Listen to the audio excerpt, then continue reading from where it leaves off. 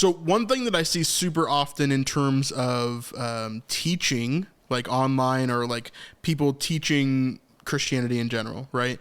There are so many people that have an issue with every little thing, right? Yes. Like everything, including us. I mean, a lot of times when we're looking at teachers or we're looking at specific things, like there are a lot of issues that we have to suss out, right? Mm-hmm. We have to really pay attention to and make sure that they're preaching the correct gospel, mm-hmm. right? But I would also say there's a lot of other things that maybe are like secondary issues or issues that are tertiary or, you know, like just issues that shouldn't really matter or shouldn't really like perturb us. But we make them this huge deal and make it like the center of our gospel that when it shouldn't be. Mm-hmm. Right. And so I wanted to read this because I think it kind of merges into that and helps us to talk through it. So it says this, 1 Corinthians chapter 2, we're going to start right at the beginning there. It says, and I, when I came to you, brothers, did not come proclaiming to you the testimony of God with lofty speech or wisdom, for I decided to know nothing among you except Jesus Christ and him crucified. And I was with you in weakness and in fear and much trembling. And my speech and my message were not in implausible words of wisdom, but in demonstration of the Spirit and of power, so that your faith might not rest in wisdom of men, but in the power of God. And so essentially it's going back to Christ crucified, right? Mm-hmm. This is something that we talk about a lot in terms of like when we're hearing other people preach and we're hearing what they're saying, there may be something that even agitates us or like frustrates us about what they're saying. And you may disagree with something with what they're saying. But as long as Christ is being preached crucified, there is still like God can still use that. Yeah. Right. Yeah. Even if it's something that you're irritated about. Yeah. Yeah. That's happened a lot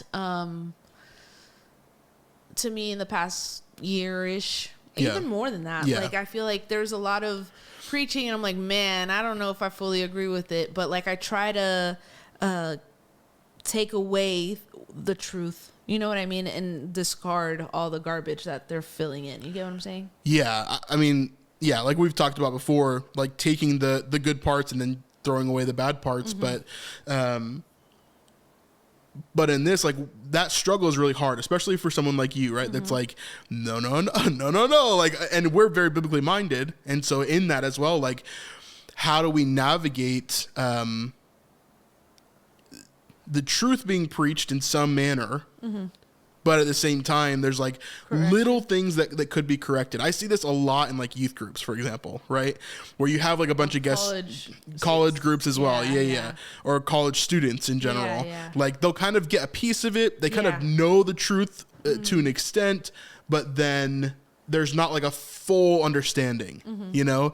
And so there's pieces of it that get lost, not to the point of it being heresy, mm-hmm. but to the point of it being maybe misconstruable. Or like, for example, I hate the David. David. Like, the story of David. Okay, so there's people out there that take the story of David and they try to tell you, like, you have to defeat your Goliath. You need to conquer these things. But the story of David is about David, and we are to learn from his life. You know what I mean? Yeah. That's the extent of detail that I... Yeah. And like that, for example, like David and Goliath, while that is not the point of the story, God does defeat the giants in your life, and he will continue to do that. Doesn't mean that everything's going to work out, just like we talk about all the time on this podcast. Right, but the story is not about us. Right. That's not the purpose of that being written, mm-hmm. right? And so while we may be able to take that from that story or even other parts of the Bible, right, that's not the reason why we're reading that passage. Right. It's not the purpose for it being told to us. The purpose is to show us a historical account of what happened to David, mm-hmm. right? And to understand him better and to see like, oh, this is why he does this, or this is why he's this way, or this is how God grew him through this, or whatever. Mm-hmm. And so like I see how people do that often. Like in this case of like Christ crucified, we do see the truth of the gospel coming out in a lot of things, but there's also these like, kind of opinionated or mm-hmm. like just things that they're guessing at that they don't really know. Right. That really irritates me a lot of times. That irritates me so much, especially when like, a school will preach things to students and people that I'm mentoring or that I'm trying to teach, and then they come back and they're so excited about this new message that they heard, and it's like, let's go back and read that, because I see what they're trying to say, but this is the truth. Look, this is what it says, you know. And at least, even if they're not wrong, right, maybe there's a middle ground where there is a debate on this issue, and they didn't even talk about that. So like when we were running small group, this is a huge thing that I was really passionate about, because I never want to come to, like, we're leading a new young adults group now, right? And I don't want to ever be in a position where I'm coming to the table and I'm like, this is the way you have to think, or this is exactly what's happening. I'm going to present the facts that are fact, right? That are undisputable, 100% fact. I try to do the same thing on the Snipe Life, because I'm very diligent about what I want to talk about, right?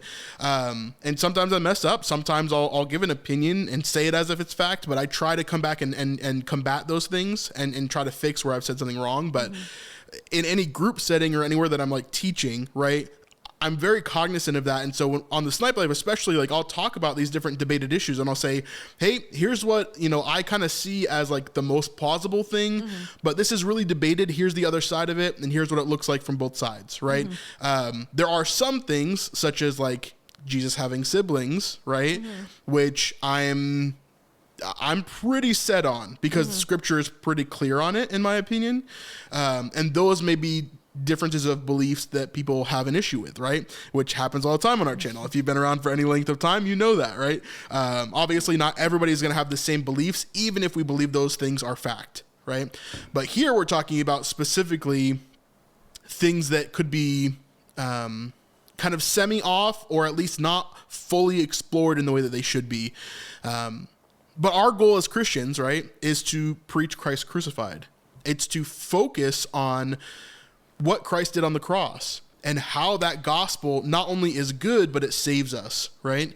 And to fully understand that, at least as much as we can. And so that is our goal. And if we're not preaching Christ crucified, if I'm not talking about the gospel and how Christ died for our sins and how that's the most important thing, then maybe I'm missing something, right? Maybe I'm getting too lost in the weeds. Maybe I'm like really focused on these extraneous issues that I don't really need to focus on, right? Yeah, like... You're going to give an example? No. Okay. I thought you were going to give an example, and then I knew we were going to get like so many comments of people. No. I was going to give an example. I'll refrain from doing that. You can if you'd like. I think there's a bunch of these. I was going to say eschatological like concerns, like thinking about like the end times and what's going to happen, and millennialism versus premillennialism, or any other. Is that doctrine, or is that something else? Right. Yeah. No, I'm asking. No, like doctrine is things that are like set in stone. Theology is kind of like, it moves a little bit. Like it's more theoretical. It depends on how you think about it, to be honest. Because there's some people that will be like, no, like this is like hard in stone sort of thing. But some people will believe, like, we talk about this all the time, but we have these things. I call it my bag. I know there's other people that have these different theories. I just kind of came up with this, and I realized later that people had come up with the same theory later on. Some people will describe it as like a warehouse. Like doctrine is the warehouse that holds everything, and then the theology is boxes that is moved inside. How I explain it is I say that I have a bag, right? So for example, like speaking in tongues is in that bag. I have an opinion on speaking in tongues. We've probably talked about it on the channel previously, but this is not something that I will ever argue with someone about, like to the point of them being hurt, right? If they want to talk about it, great. Like I'll have a discussion, but I'm never going to argue with someone because it's not a salvation issue, right? And so for me, like I have things in my bag that I will never, I'll never push onto somebody or attack them for that. Yeah. But if someone comes to me and says on the majors, right, and but if someone comes to me and says Jesus is not God, right, then we're going to have an issue, you know, which is what's actually been happening in the comments recently. There's been a couple of people who keep on popping up that are just like trying to fight me on like modalism or like different stuff like that. But it's been really interesting to see, and I'll explain it exactly as I think it should be explained. And then they're just like asking the same questions over and over again. So I keep on telling them like, we're not going to have this conversation, you know? I like in apologetics when you ask the question, I know it's a little off topic, but when you ask the question, if I make every effort to to explain something to you, will you change your mind? Right. If not, then this conversation it's useless. Yeah. Which is generally the case in 2023. I mean, people have made up their minds since they've been 5 years old, and that's who they're going to be. That's how they're going to be. Like, and that's how it feels anyways. But, yeah, anyway, so I do think that this is really, really important. As Paul's kind of talking about here, I'm kind of taking this as a jumping off point. I don't think he's speaking exactly about that. Yeah. But I do think it's important for us to like understand how we speak to people, and the words that we say are very, very important, and the words that other people say are very, very important. But don't attack somebody. Don't, crucify them just because they've got something a little bit off, right? If they're preaching Christ crucified, then it's building the kingdom, and God can use that even if it's a little bit rubbing you the wrong way or frustrating to you. And maybe you could help that person grow, right? Yeah. Maybe you could walk with the people that heard this message and tell them about those inaccuracies, right? Exactly. Give you a chance to build up and to give you a chance to do these different things. So, be diligent, be truthful, be biblically minded, but don't be so harsh that you're going to attack every teacher that you see, right? Because I see that quite a bit. So, yeah. If you want to check out this full episode, you can do that on patreon.com/thesnipelife. This is the best way to help us to support what we're doing here on the Better Not Easy channel. Thank you very much. Just remember that following Jesus is better not easy.